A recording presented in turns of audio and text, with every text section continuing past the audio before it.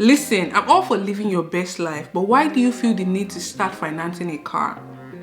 A luxury car at that. I need my people to be freed from the shackles of always rushing into buying a home. Like, buying a home is not always a wise investment. Sometimes you are better off renting.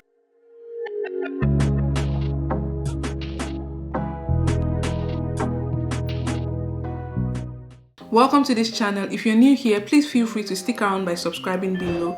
I discuss all things money on this channel. This is part 2 of the common money mistake that newcomers make in Canada. And again, this mistake is not only limited to newcomers or new immigrants in Canada. It applies to newcomers all over the world whenever you're new in a new place. And even people that have been living there for a long time, even if you were born there, sometimes you find that people still make this money mistake. And that's why I'm bringing it to your knowledge so that you're very careful of them. One is to avoid predatory loan. I think this actually should apply to everybody, not just newcomers.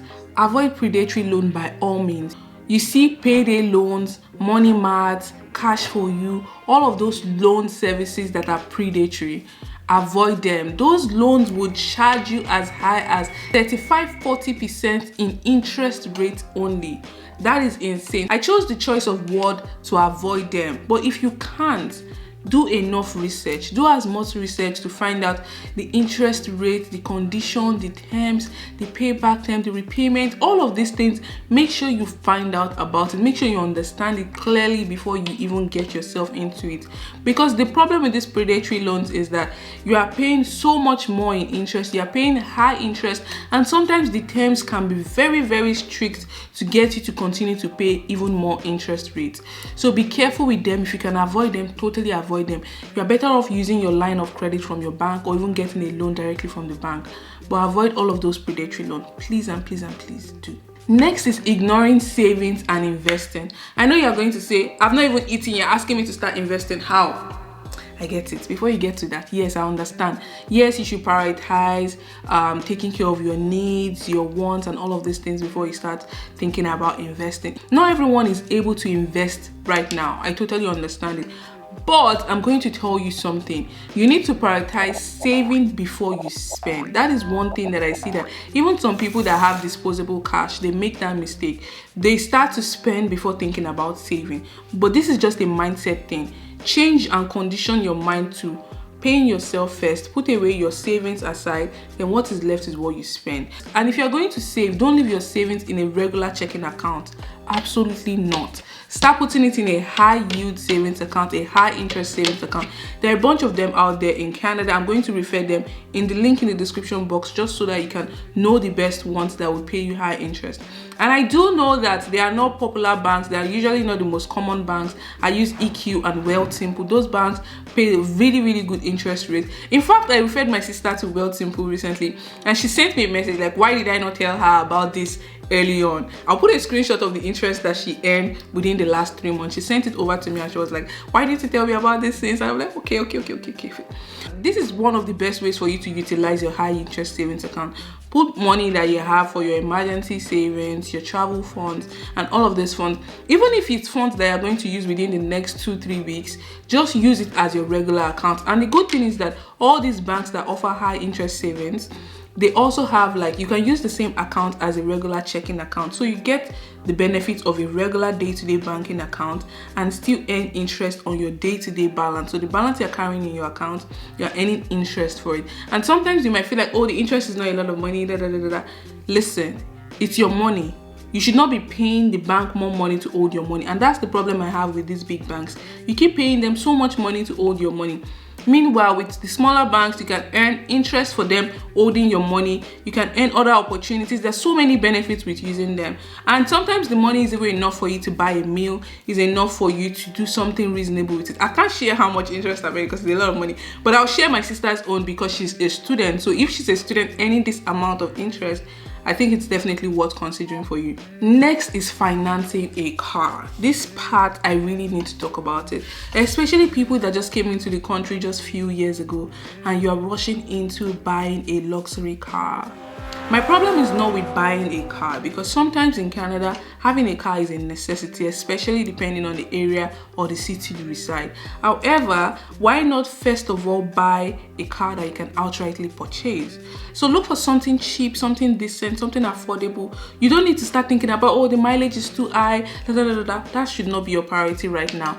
Try to focus on building your savings, saving for emergency, start investing, start doing other things with your money. Then, once you are stable and you are making a lot more money, you can now start to buy luxury car. You can now start to invest in like financing or leasing a car. But in the beginning, I don't recommend for you to start financing a car. Just go for something decent that you can afford to pay off outrightly. And I know the car market these days is almost very crazy that you can probably not even avoid financing a car. That's quite understandable. So if you need to actually finance your first car, that's okay. But just make sure that you do enough research to find out how much you have to be paid on bi-weekly basis, how much your potential insurance would cost, how much would you have to spend on gas. Compare these numbers, make sure the numbers make sense, and ensure that it's no more than 15% of your income. That's the standard. You should not be spending more than 15% in total on transportation. So this would include your car payment, your insurance cost, gas, maintenance, all of these things that would apply to owning a vehicle. Make sure that you're not spending more than 15% of your income on owning a car. Next is co-signing other people's loan. If I tell you what I've heard, you would be surprised. I promise you will be shocked. Why are you signing loan for somebody? I guess that you might feel like, oh, you know this person, but trust me, except you are really tight with that person and you know them that well, there is no reason why you should be co-signing loan for somebody, because in the event that they don't pay, the responsibility would be upon you. Now imagine you are just there managing your head, doing your small job, making small income, taking care of your need. Then somebody now go there to go and borrow money, they buy something luxurious, or sometimes they can't even account for what they spend the money on, and you have co-signed for the loan. Then now you are responsible to pay in the event that they lose their job or they cannot pay or something. Please be very careful. And this goes hand in hand with borrowing people money. Listen, in Canada, they don't borrow people money. Oh. If they cannot afford whatever they want to buy, they should live within their means. If it's something that is way too much for them to reach, there are other ways they can get loans in Canada. You should not be the one borrowing them money. And if you feel like you have to borrow this person money, maybe they are your friends, you're close to them, you trust them so much, and you have to, make sure that you're not borrowing someone money that you cannot afford to lose. Okay, that's the condition that I always give myself, and I always tell people. If it's not money that you can say that, okay, if the person doesn't get to pay back, I'm okay with it, then don't borrow them that money, because you're taking so much risk, especially in this Canada. Be very careful. And I'm not trying to say that you should not be nice, so please don't say that I'm against having that noble gesture, being kind to people. But you also put yourself at a financial risk. It will affect your credit score, it will affect your finances, it will affect your financial security, it will affect you in a whole number of ways. So be very careful that you're only vouching for people that you can actually trust. Next is unhealthy comparison. See, I understand that it's very easy for you to get caught up with comparing yourself with people on the internet, people on social media, just because you see them living a kind of lifestyle that you might feel like you're not able to afford right now, and you start comparing yourself with them, like, how is this person doing this job and living this kind of lifestyle? I also want that for myself. And you try to keep up with the Joneses. My dear, you will send yourself into debt, because that person, you don't know their financial situation. You don't know if they are working like 7 jobs. You don't know if they are being sponsored by someone. Everyone's financial situation here is totally different. Please do not compare. Your life is different. Your goals are also different. That's also another thing. It might not be that they are being funded by someone, or maybe they are working multiple jobs. It might just be that their financial goal is totally different from yours, and that is why you should not compare yourself with anyone. I see sometimes people ask me, like, how are you even able to afford all of these travels? You're doing this thing, you're doing that thing. Listen, when I was working multiple jobs, nobody was seeing me at that point in time. So there are so many other ways that I do make money that people are not even aware of, right? So this is something that I also want you to not compare yourself with other people. think about your own money goals. Think about how you can work towards it. Don't compare your living lifestyle situation with other people, because you are not the same people, you don't have the same goals, and you don't have the same interests, and you don't have the same priority. So make sure you stop with that unhealthy comparison. It's not good for you and it's not going to pay you. Next is home ownership. This is actually my personal favorite because I've had experience with this. I was at the point where I was almost going to buy a home, but because I'm a very financially savvy girl, I sat down and calculated the number to the T. And it didn't make sense to me, and I told myself, absolutely not. I'm going to go and rent a home. And that's exactly what I did. Sometimes I find that people rush into home ownership just because they feel like, what will I tell people if I cannot buy a home in Canada? And that's the thing, like, I need my people to be freed from the shackles of feeling like you have to always buy a home. There are a lot of billionaires out there that all they do is rent. They don't bother themselves about buying a home because they don't want to take the responsibility that come with it. There are other associated costs with home ownership that you may not be aware of in the beginning. There are other hidden costs that can come up along the way that you were not prepared for. So this is why you have to make sure that you crunch the numbers, make sure the maths makes sense, compare it, make sure you have enough savings, and that you're not spending more than 30% of your income to pay for your mortgage and other associated costs. So this is something that I see a lot of people do. Newcomers, they get here just a couple of months just because they want to post on the internet to say, oh, I got to Canada in 1 year, I bought my first home, or I bought a property, I get it. Yeah. I know it can sound like an achievement. But be very, very careful, especially these days where the interest rate is through the roof. You want to make sure that the numbers are adding up. Make sure you do the analysis, speak to a mortgage broker, make sure they do the calculation of the interest cost, everything, potential cost that would come with owning the home, property tax, every other thing. Just make sure that it makes sense for your financial situation and you are actually ready to bear the unexpected cost or expenses that could come up in the future. And lastly, not negotiating your salary. The reason I'm smiling is because this is also something that has happened to me, and that is why I'm making this video, just so that you can learn from my mistake, you can learn from the mistake of other people that has been going on, and you can avoid it for yourself. For the most part, I see that the reason immigrants make these mistakes is because we feel privileged to even be getting a job in the first place. So it's like maybe you've been applying for jobs for several months and you managed to finally get an offer. Would you now start asking them that, can you increase the pay? Can you keep it? You'll be like, I just got this one, quickly sign.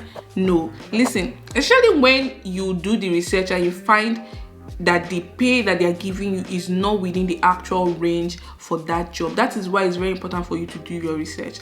Go on Glassdoor, check the salary of that company, check that role, check the range, see the highest range, check the period that is written there, maybe 2023 or 2022. If it's a long time ago, then you know that they should have increased the pay by now. But make sure that you're asking for more. Negotiate your benefits, negotiate your pay, negotiate your time off, negotiate the insurance you could get, negotiate everything.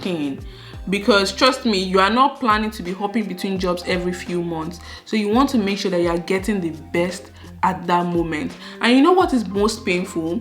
When you now get a job and find out that the other people on the job that you're even working more than them, they're earning more than you.